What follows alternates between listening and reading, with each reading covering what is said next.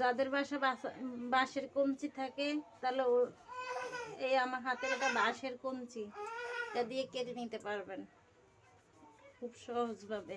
যে আমি সবগুলা বানিয়ে নিতেছি, আপনারা ওইভাবে বানিয়ে নেবেন। হালকা অল্প গুঁড়ি দিয়ে বেলে নেবেন মোটা করে, তাহলে হয়ে যাবে। যে আমি সবগুলো কেটে নিলাম, এখন নিয়ে নিব।